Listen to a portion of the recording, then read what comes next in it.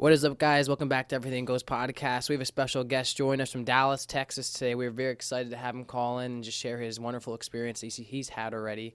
I know you're very excited over there, but oh yes, pumped up. but stay tuned and we'll get into this great interview today. Totally.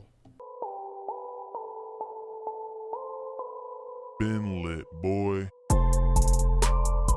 Everything goes. We now return you to regular programming. I just want to say thank you. This is a complete pleasure to have you on. We're just a small little, local Pennsylvania podcast, the father and son duo, and Dealing with all these Eagles fans. we've had we yeah, it's tough up here. We've had some athletes on, but my son got to talk to a Saints player. But this to me is the biggest. You're the biggest guest that I've had because I listen to you guys every day, and it's just an inspiration to listen to you, man. Nice, man. That means a lot. I really appreciate that. Props to have some people listening to DFW radio outside of the Metroplex, especially in Eagle country. So it's good to hear. We got to ask you, though, you started out in Maryland, and you went from a play-by-play guy to having your own show on an ESPN radio station to going to Kansas City and being on one of the top shows out there. How was your journey? I mean, how was that going?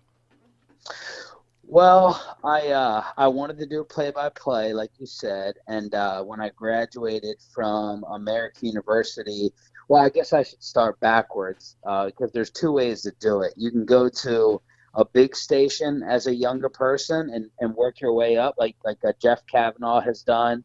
R.J. Choppy kind of did that, working with the Dallas ESPN affiliate, and do the grind work behind the scenes and work your way up and hope that you have an opening within the company, or do what I did and start off with the smaller markets and get your hands dirty yourself where you can make mistakes.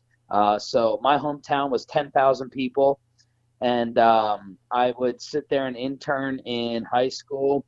And then when I graduated college at American University, I went to Rockford, Illinois by myself to do a year of play-by-play. When the season was over, I went back home, and my local station became an ESPN affiliate, and they let me do a 3-hour show. Mm-hmm. And I was able to go ahead and get my hands dirty and make mistakes and practice delivery and try to book guests and learn all the different stages, that it takes to do this job. And on my Fridays, I would broadcast the local high school football game, and then I would drive to Washington, D.C. or Baltimore, and I would do weekend shows on Saturday morning. So I basically did that for about 5 years, and then I got hired in Kansas City middays at 610, which is produced Nick Wright and Danny Parkins, and we had a big group of people come out of that. And after a year in Kansas City, an opportunity opened up in Dallas. So I moved here to host the morning show on the Cowboys station. That's pretty much my journey. Wow. Was that a tough transition? Because I mean, you were on like one of the top shows in Kansas City, to like walk away from that to go to Texas, where I don't know if they were as big as Kansas City back then. Oh no, it wasn't tough at all. Now I loved Kansas City. They're down to earth, diehard sports fans. I love the people there. I love the food there. I'm a big barbecue guy, but I was making $30,000 or $35,000 in Kansas City, so the money was not fantastic. It was a 2-hour show, and it was midday. So traditionally in radio, it's morning drive, it's afternoon drive that are the big dog spots. So I was basically on for 2 hours in Kansas City, making $30,000, and then we're talking about the Dallas freaking Cowboys. You go to. I think Kansas City is somewhere in the 30s as a market, and you're talking about top 5 for DFW. You're talking about a Cowboy station. You're talking about morning drive. You're talking about more money. So no, I actually I broke my contract to get out of Kansas City, which I wasn't proud of doing, but I had to do it in order to get to the fan. Now, were you a Chiefs fan that converted to a Dallas fan, or were you a Redskins fan, or were you just like, I'm a little curious there? I'm a ratings fan. I sell my soul. I whore myself out for ratings. I care about winning, myself number one, and then my team's number 2. So I grew up a Redskins fan in Maryland. We did not have the Ravens while I was growing up. So the Ravens came along later, but I was a Redskins fan. I went to school, like I said, in D.C. I did weekend radio in D.C. And then when I went to Kansas City, I pretty much stayed a Redskins fan. And then when I came to Dallas, it was probably a big mistake. My boss, to his credit, Bruce Gilbert, my first boss, was like, hey, be yourself. You got to be honest with people. You can't lie. You have to be genuine. You have to be authentic. And I would sit there and talk about being a Redskins fan and singing Hail to the Redskins to Jerry Jones live on my show, which was a really stupid idea. But eventually, as you get older, at least for me, doing this job, I'm not as diehard with my teams. I used to throw temper tantrums and break stuff after the Redskins lost, but they've sucked for so long. And I root for my bottom dollar. I root for the ratings. I root for the success of the station. I root for the city to be in a great mood. So no, if the Cowboys and the Redskins faced each other 10 years straight in the NFC title game, I would want the Cowboys to win it 10 years in a row. Well, you got one of the best teams now on radio. I mean, the RJ and Choppy show is just, it's an amazing, seriously, and I'm not just blowing smoke up your ass. You have an amazing show. You really do. You just called it the RJ and Choppy show. You just insulted me like Derek. I'm sorry. The Sean and RJ show. That's embarrassing. Play that back and listen to that insult. I just want to let you know that I would never have done that to you. But in all seriousness, it took us, and this is a lesson for everyone. There are times when I wanted to switch RJ out. Like he probably wanted to murder me, throw me off the 11th floor. It took about 7 years. And I'm sure that, listeners, Tolos, we like to call them, who have been with us since day one, have heard that transition over time. But man, chemistry is difficult, and you have to learn each other's quirks. And it took me a while to learn that RJ was, a clown 90% of the time. And that he wanted to be the funny guy. And he, probably took a while to understand that I was more of a serious. And, I wanted to make sure the show was driven in a straight line. And then you got to implement Troy. And then you got to implement Roy. And then you got to figure out how much sports to talk in DFW, how much BS to talk in DFW. So it took a long time for us to hit a groove, which I feel like we've finally done here. And we've been doing it for the past couple of years. Now, as far as play-by-play, did you find that difficult at first with all the detail you need to know and all the names you need to know right off the bat? Yes, absolutely. All these charts, and you got to learn about every player and the pronunciation of every player. Yeah. And then, a big problem for me in play-by-play was trying not to sound like a play-by-play guy. Joe Buck has a great natural delivery where he doesn't have to. For me, it's like, and they're going to the Super Bowl. That's not my natural voice, but that to me is how like a great broadcaster sounds, like capture that big moment. So for me, talking naturally as a play-by-play guy was much more difficult than eventually doing it as a talk show host. But before RJ, I never co-hosted a show with anyone, so I would talk in radio voice. That's what I like to call it. When you're not in there with anyone else, it's very difficult. At least it was for me. It was very difficult to naturally talk. Everyone says, sound like you're having a conversation. Well, you can sound like you're having a conversation a lot easier with someone else in the room or 3 or 4 people on your show versus you by yourself, and you're trying to sound like a broadcaster. But you hear it all the time with a bunch of different people. Are you talking or are you broadcasting? Yeah. And the secret is to try to talk.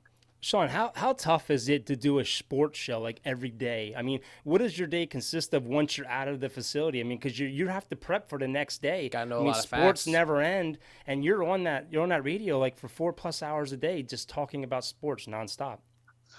So my daily schedule is I wake up at like 4:25. I live closer to the station than the other guys. I did that on purpose because RJ is fine with the longer drive. He can get up earlier than me. I know it's cheaper away from uptown and downtown Dallas, but I had to be a little bit closer. So I wake up at 4:25, and I sit there, leave the house at 4:40. We have a 5 a.m. pre-show meeting, and then we do the show. We have a post-show meeting probably till like 10:30 with the boss, and then I come home and probably from 11 o'clock to 12:30, I'm watching the national shows. So I listen to our radio station on the way home to hear what the other shows are talking about. And then I watched, I watched Colin Cowherd. I watched Dan Patrick, like their first 20 minutes to see what their angles are, see if they have any great guests that I want to take interviews from. That's while I'm winding down from like, 4 or 5 cups of coffee. So I'm trying to knock out as much work for the next day as possible. And then I'll probably sleep from like 12:30 to 3. And then when I wake up, I just start searching the internet. I go through about 7 or 8 different Twitter accounts because those are Twitter accounts that I trust are going to have main topic in news. I go to the main websites. I start putting it in an email, and that gets me. I feel like I've gotten like 80% of my work done until the games start tonight. It's a Mavs game at 7:30. Yep. So I'll sit there and take notes on that game, and then when the Mavs game is done, while that's going on, I read RJ's prep email. I read Roy's email. I plug that into the show. So by the time I go to sleep, the show is done. And then if we have to add something, if something breaks overnight from midnight to 4 or 5 a.m., I add that. But different shows do it differently. Some people wake up at 2 or 2:30 to do all their prep. But I have too much anxiety for that. I have to have it done before I go to sleep. And it's done usually by 10 o'clock, and I'm asleep by 10:30. It's a lot Man, of that is work. crazy. I mean, we do a podcast maybe twice a week, and we try to prep like hours before we go on. But man, that is crazy. There's supposed to be an hour of prep for an hour that you're doing your show. That's what radio coaches would tell you. So if you're doing a 4-hour show, you should do 4 hours of prep. That's awesome. That's what they say, and then you gotta schedule guests in the midst of that as well. Whenever people come into the station, we always invite listeners in to watch if they want. I think they think we're going to be BSing and high-fiving and playing games, and our show may be a little bit more serious than others, but they always leave and like, I didn't realize it was this much work. I didn't realize it was this coordination. I didn't realize this. I didn't realize that, which you guys are obviously doing yourself. I have a quick 2-part question. How was it interviewing Jerry Jones the first time?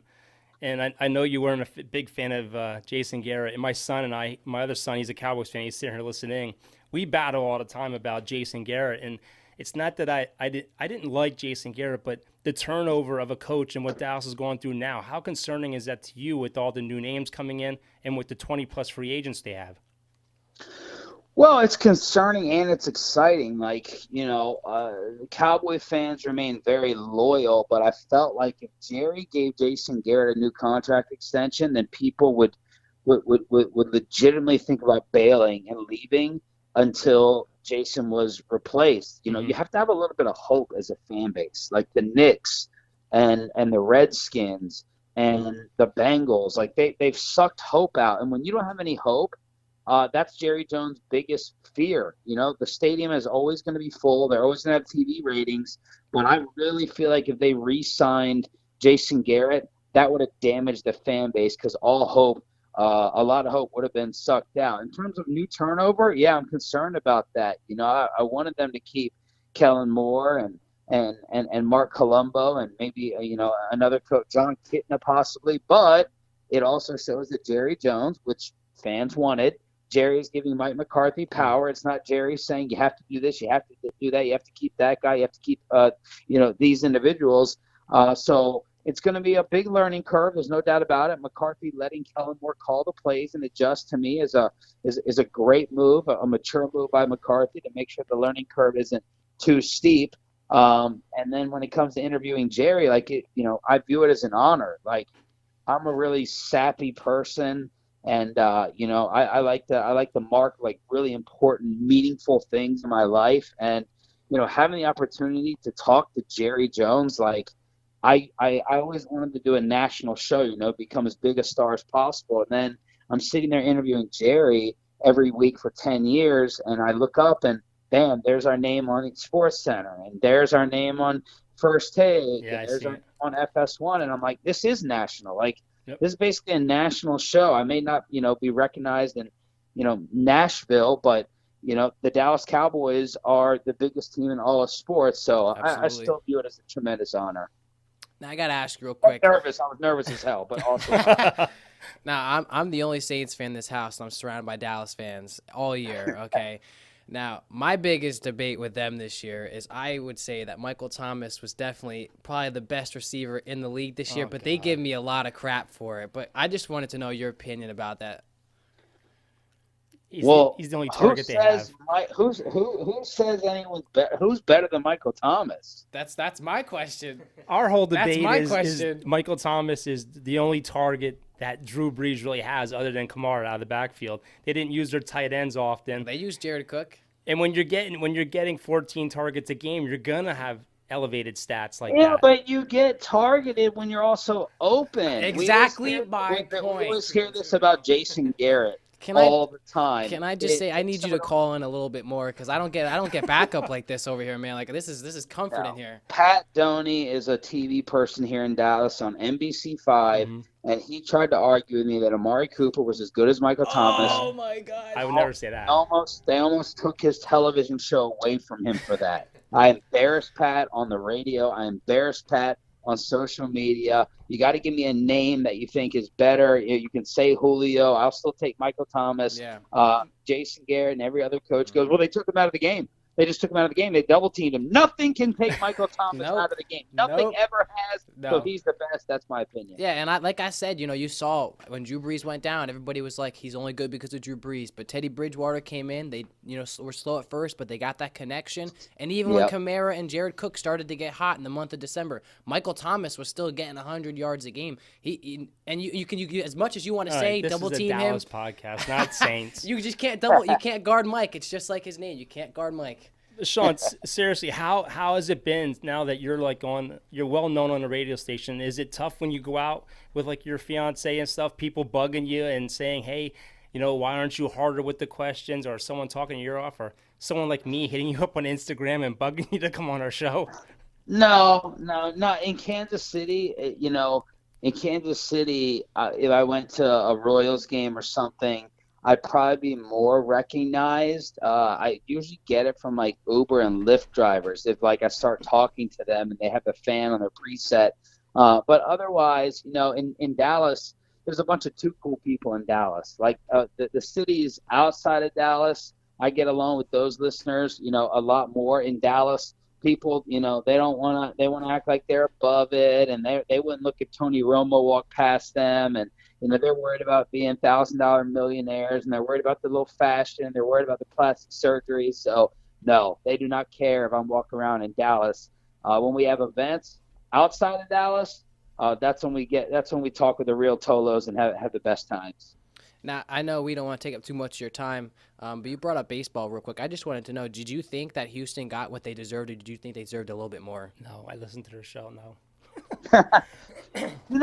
That's a good question. That's a difficult question. It's like, what else would you do to them? They lost their manager. They lost their general manager. Now, that didn't come necessarily from Major League Baseball. That came from the Astros ownership. They lost draft picks that they used to really help their team. The only problem I have with it is players not being punished. Yeah. I don't understand.